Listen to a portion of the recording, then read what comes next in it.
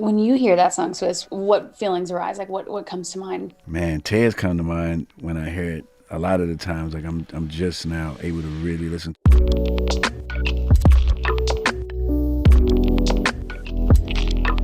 Hey, it's your girl, Emily Curl, and today we are doing a track by track for DMX's posthumous album, Exodus.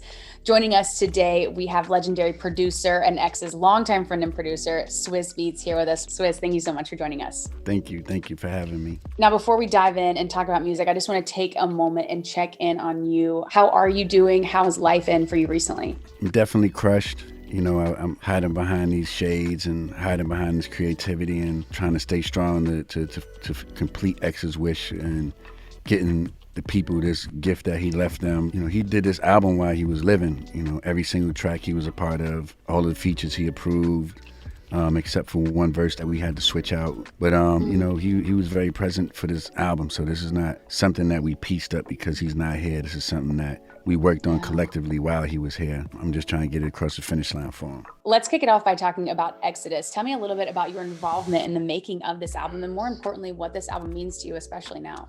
Well, the album always meant everything to me because it was bringing my brother and helping my brother get back to, you know, the status that he deserved as an iconic poet, rapper, you know, legend. And I was just like, let's F the game up again. You know, let's go in here and disrupt and show the craft because it's missing in the industry these days. And so I was just happy for us to have that agreement to go hard and go strong and give it our best. And he gave his best. He showed up to the studio every day, 12 noon, to do his work. He was very professional. He was very hands-on, so I'm thrilled with the entire process. Now let's jump in and go track by track. Track one, That's My Dog, featuring The Lox and obviously Swizz Beatz. Now you called this album a masterpiece. Starting with this track, why did you want to lead with this one?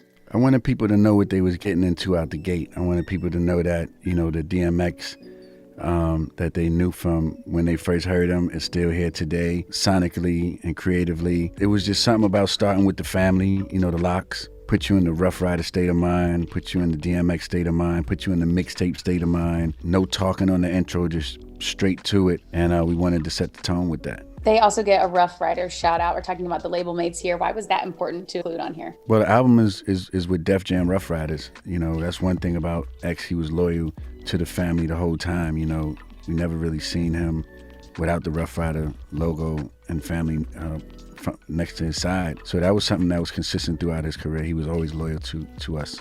Now let's go on to track two. We have Bath Salts here featuring Jay-Z and Nas. Tell me a little bit about this one. I mean, these are some incredible collaborations. How did you both decide on, you know, who was going to be featured on this album? What did that process look like? It just came naturally. Like a lot of the features came naturally as we was curating. And Bath Salt was a song that I had for a second, the track and everything like that. And I leaked a little bit of it on the battle that I did with Just Blades, and people just was going crazy for it. And I never put the record out because I just didn't have a project to put it on, and I just didn't want to just put it out just to put it out. And so it was a good idea that I saved it and brought it back to this project and engaged Nas and Jay-Z and DMX and made it an official plan for it to be on this record. So that's a New York flag in the ground right there. Was there a collaboration on the entire album that each of you were both most excited about? X was, you know, he never did features, so he was excited about all of those features, and he was excited that everybody wanted to show him love.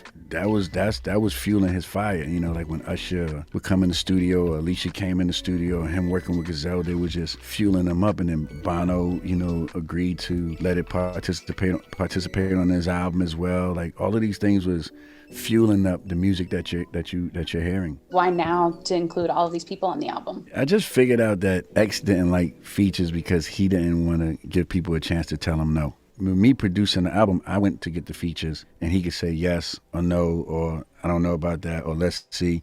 And he didn't have to go out there and call people and chase people down. Although I didn't have to chase people down, everybody that I would tell him I'm going to reach out to, he was cool with, and they was responding immediately. And I was like, man, like, Wayne sent the vocals already. He's like, what? He was getting like great responses, and everybody that we asked to be a part of it was a part of it. Now let's move on to track number 3. We have Dogs Out. You talked about this featuring Lil Wayne. What was it like working with Lil Wayne for this one?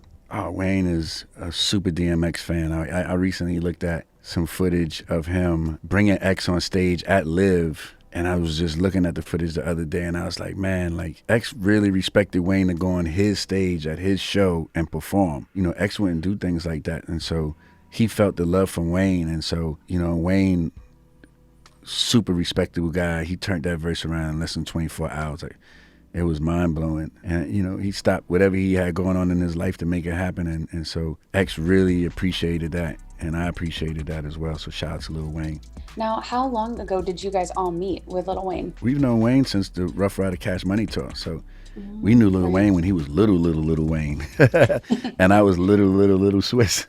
Oh. Yeah, we was teenagers. What about the order of this track list, and how important was that when, you know, finalizing the album? What did that look like? The hardest part was getting rid of songs, like, you know, like taking like 7 songs off. But if you listen to the album, each track has its own identity. You know, I didn't want us to start producing 5 of the same songs. If one song had the energy of another song, one of them had to go. And so it's like, okay, well, which one is the strong out of the two? Because he's talking about doing this in this song, and he's talking about doing this in this other song too, and let's make each one special. And so the curation was the longest process, actually. Now, those 7 songs that you mentioned, maybe more, will those ever be released? That's been the question of the day. I don't want to just put things out just to say here go a new DMX something. Like, I want to put something out that's masterful and that could add to his legacy. And, you know, although we have verses and songs and things like that, you know, if that body of work can't contribute to what you're hearing now, I'm happy with leaving it where it's at. But if we can make the magic and it's coming right and it's feeling like it can add to, and we can make him proud, then I'm all for it. And now let's go on to track number 4. We have Money, Money, Money featuring Moneybagg Yo. Tell me a little bit about this one. Yeah, this one was a little different for us because, you know, Pop Smoke was on this song. I guess, you know, they ended up using the verse on something else, and it was nothing we could do at that point, so I had to quickly replace it. And I know X wanted some younger generation on there. You know, he would have loved he loved Pop Smoke. He actually spoke about that. But I know that he loved Moneybagg Yo as well. Once again, he turned his verse around, you know, less than 24 hours as well. So the respect is super there, and I respect that. That song reminded me of Stop Being Greedy, you know, the beat and everything. And it just put me in that mood. And it was just something that we was missing off the record. And so we left it on the album. Speaking of incredible collaborations, Hold Me Down, Alicia Keys, the next one on the album. This has to be one of my favorites. I want you to tell me a little bit about the inspiration behind this song. Well, Hold Me Down is a word that X used to always say, hold me down, baby, you know, and so like the chorus was easy because it just took something that he would always say and just had her sing it. If you listen to the words on that song, he gets very personal about his life. You know, those 2 verses are probably, to me, besides Letter to My Son, the most realest verses in his life. You know, speaking about, you know, he's pulled in opposite direction. His life's in conflict. How people are, you know, taken from him and still wanting to judge him, but taken from him. And, you know, just all the trials and tribulations that he was going through. He put it on that song, and I thought, and all he wanted was people that he loved to hold him down. When you hear that song, Swizz, what feelings arise? Like, what comes to mind? Man, tears come to mind when I hear it. A lot of the times, like I'm just now able to really listen to it because I know where he's coming from in this story. He's coming from the gut, like he's coming from the inner. For him to give the world that real talk, which he always did, but I know exactly what he's talking about, who he's talking about. I know the whole thing, so it's deeper for me to hear those lyrics because I actually know where they're coming from. I'm like, whoa, he's taking it there. Knowing him so well, did it surprise you at all that he shared it, especially got so personal in these verses? Yes, because he shared a lot, but not like this. He would make up scenarios. He would fit like real personal things deep in those scenarios where you almost had to figure out the riddle. This record don't have no riddles. He's telling you straight to your face. He's not making you dissect the code of what he's saying because he was very smooth with words and he was so smart as a human. He read so many books. Like, X would blow your mind in a conversation. He was a brilliant man. I'm telling you, I've never seen anyone like him. Now we have track 6, Skyscrapers, featuring Bono. Tell me a little bit about how Bono became a part of this project. Me and Bono worked on this track a while ago, along with Jerry Wonder, co-producer, and Kanye was on the track at that time too. You know, I did it for my project, but I have a project necessarily coming out that it would fit on, or I wanted to come out, so I just kept it in the archives. And then when we started getting into him accepting the features and us agreeing to go big on this album, the Bono record just fit. And he just was like, wow, you think I can get this? I'm like, let me make some phone calls. And Bono agreed immediately, very responsive. Even wrote DMX a poem. He drew him a drawing up for the song and all of it, and X was so happy that, Bono was showing him so much love from across the world. And I'm telling you, it was such a good energy the whole time. Like, these stories are for all the songs, This was an album made with love and respect. I just love the production and instrumentation of this one. What did that process look like for you? I don't know. I just was going for a groove on that one. I was going for a groove. I was going for a bounce. You could kind of see yourself riding down Miami with the top down. But then, X put powerful words on something like that. The juxtaposition of that with him and Bono is just spectacular. I think it's one of the biggest records in the world. We have track 7, Stick Up, Skit.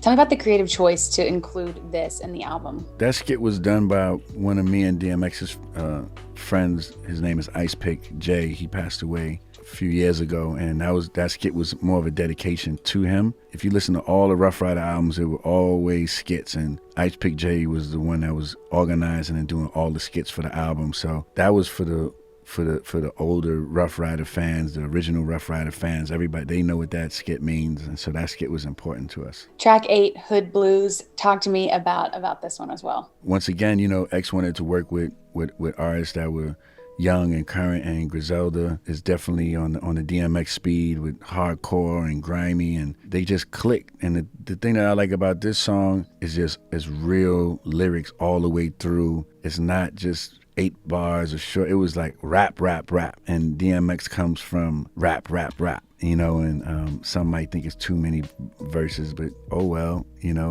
this is what hip hop was built off of. It wasn't always about all these other things. It was about, can you rap? Yes. Okay, let's go. And then the other fun fact about it is, X went to their studio to lay it and work on it. So he went in their space, which I thought was very unique. I haven't seen him do that in like years. And I was like, okay, and I wasn't there. Like, he did this on his own. Like, I gave him the track, but he carried out the mission. How long ago was this album done? 2.5 months, to now. What was supposed to happen was, once we finished the album, we was going to put him on a workout. He was going to go do a workout plan for 2 months. Full shape. We was going to go dark, and then we was going to come back with his new look, new album, new energy, new everything, and then we was going to launch a tour. So that was supposed to be the plan. We didn't get to that part of it, but super hard in the gym, get your physical right, show his progress. That was going to be a part of the package, the whole thing. And he was motivated. He kept calling, like, when are we starting the workout thing again? Like, that's why, it was a shock. Like, it was a shock to me. Like, I didn't see this coming at all. There was other times that I was more worried about him, but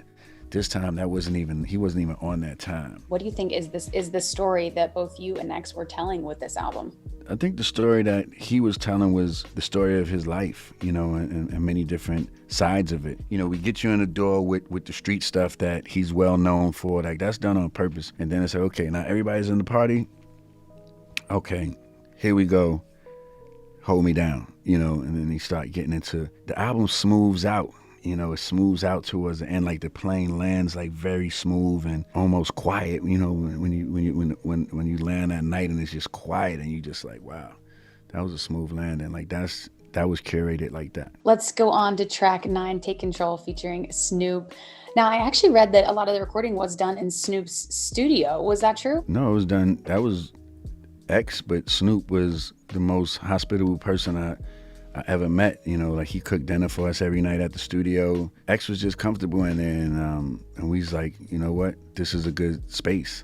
I was like, we should stay here and just keep it going. He was like, you know what, that's a good idea. And we just stayed there and knocked the album out. I gotta ask, is Snoop a good cook? Yeah, I was eating his food every night.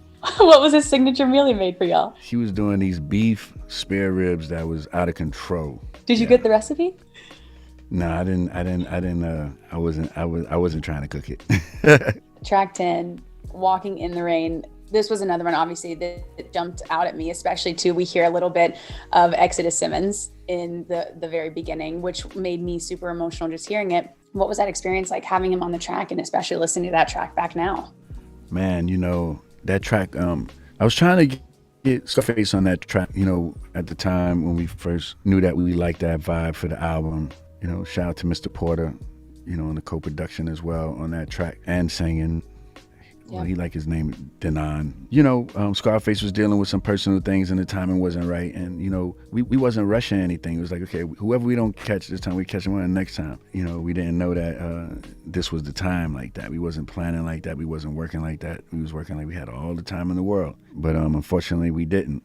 And then Nas loved the track so much, and I just heard him, you know, on his poetry vibe on it, and he did exactly what I visioned. And X just loved the verse so much, and I liked that he was telling the story, and it was just like, can't walk through life walking blind. You know, he was dropping like real jewels on you that you can hear, and he was calm, and he was embracing his age, and that's why it feels like the way it feels. Now then we have track 11, the Exodus skit. Tell me a little bit about the decision to include this one on here. Well, I love that Exodus is saying what he's saying about his father. You know, he was so excited. He was watching him on Versus, actually. That was a clip from him watching his son on Versus. No For his son way. watching him on Versus. Yeah, and he's like, that's my daddy. Oh, DMX. And then they get into Letter of My Son, which is talking about his oldest son, which is, you know, it's crazy. I mean, yeah, let's talk a little bit about Letter to My Son. Again, a super emotional one on the album. Usher is on this song. When you listen to this one, Swizz, where do you go emotionally when you hear this song? It takes you all types of places. You know, it takes you to different journeys, different places. I had to play that for his oldest son. I played the album for his son before I played it for anyone else, just out of respect. And mainly because this song was on it and he didn't hear it yet. He shouldn't hear this song when the public get it. You know, I knew to have respect to have him hear it before everyone else. Man, I was playing him the album. I was so nervous to get to that song. Like every song that I was passing, I was sweating. I was like, oh, damn, 2 more songs, here we go. And then I was like, did you hear the song yet? He's like, no, everybody keep telling me about it. Like, you know, I'm just waiting. I'm like, okay. You know, he finally got to the song and I'm looking at him like, oh boy. And it was none of that. His energy was super bright. He was smiling. He was enjoying it.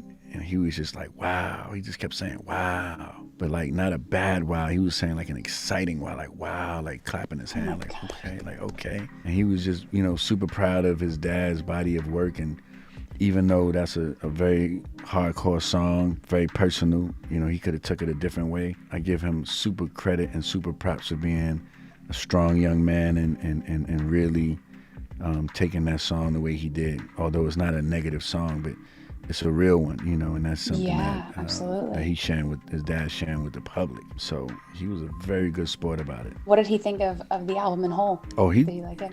Yeah, because I offered him to play guitar on Letter to My Son. You know, he's a great guitar player, he's an artist himself, and he was just like, nah, the work is masterful. There's nothing I need to do on the project. It is. Congratulations, like this is powerful. And he was more happy to see his dad being where he belonged musically, you know, and I seen him really happy for him. And although they might have had disagreements and different things like that, at that moment I watched him the whole time. I seen him in a very happy space, genuinely for his father, and that was really big.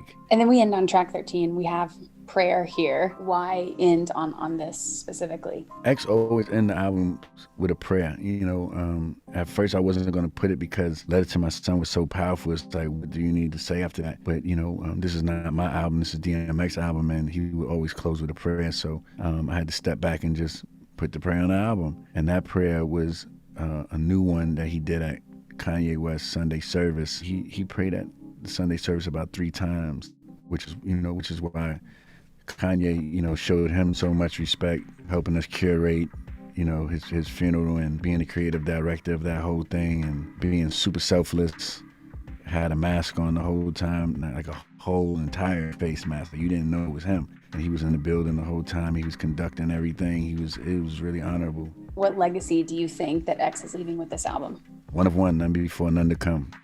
DMX. What do you think that DMX would think of all the press about how great it is? Like, what do you think that he would think of all of this? He would have been really, really happy, for sure. Because when it's genuine love, like, he really loved that. You know, he really, like, man, like, they messing with it.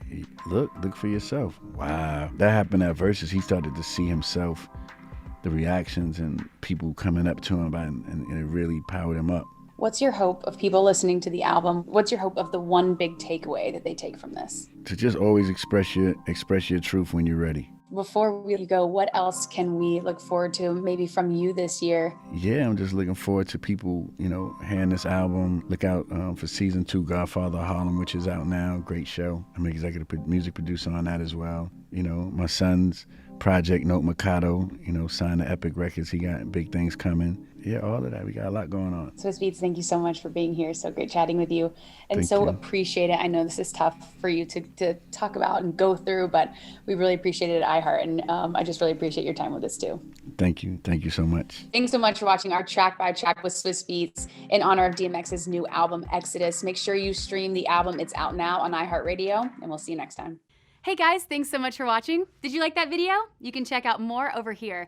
And don't forget to subscribe to iHeart right here. And if you're already a longtime fan, make sure you ring the bell down below so you don't miss a single video. Bye guys.